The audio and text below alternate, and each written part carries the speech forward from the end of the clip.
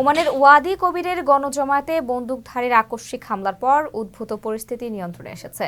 সেনা ও পুলিশ নিরাপত্তা বাহিনীর দীর্ঘ অভিযান শেষে এই বিবৃতি দেয় রয়্যাল ওমান পুলিশ।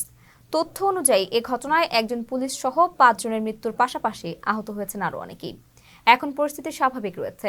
এর আগে স্থানীয় প্রবাসীরা জানান, মঙ্গলবার দুপুর পর্যন্ত আতঙ্ক কাটেনি। সে পর্যন্ত ঘটনাস্থলে বহু মানুষ আটকা পড়েছিলেন। তারও আগে মঙ্গলবার সকালেও মুহুর্মুহু গুলি ও বিকট শব্দ শোনা গেছে বলে জানিয়েছেন তারা। হামলার সময় ঘটনাস্থলে কয়েকশো মানুষ উপস্থিত ছিলেন, যাদের বেশিরভাগই পাকিস্তানি। তারা আশুরা উপলক্ষে শিয়াপন্থী আয়োজনে অংশ নিয়েছিলেন। আচমকা একাধিক বন্দুকধারী এলোপাতাড়ি গুলি ছুড়তে শুরু করলে লণ্ডভণ্ড হয়ে যায় পুরো জমায়েত। জীবন বাঁচাতে যে যার মতো ছোটাছুটি করতে থাকেন। এ সময় অনেকে গুলিবিদ্ধ হন। सर तकरीबन 2000 से ज्यादा खवातीन और बच्चे महसूर हैं, जिनमें मेरी बीवी और बच्चे भी हैं। सारी फैमिलीज अंदर इनसिक्योर है। फैमिलीज वाले गेट के ऊपर 2 दहशतगर्द मुसलसल फायरिंग कर रहे हैं। হামলার ঘটনায় মঙ্গলবার মাস্কাটের মার্কিন দূতাবাস নিজেদের ভিসা কার্যক্রম বন্ধ ঘোষণা করে তাদের নাগরিকদের সতর্কবার্তা দেয়।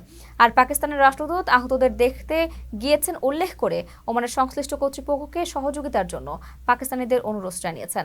এদিকে রয়্যাল ওমান পুলিশ জানিয়েছে, পরিস্থিতি সামাল দেওয়ার জন্য প্রয়োজনীয় নিরাপত্তা ব্যবস্থা গ্রহণ করেছে তারা।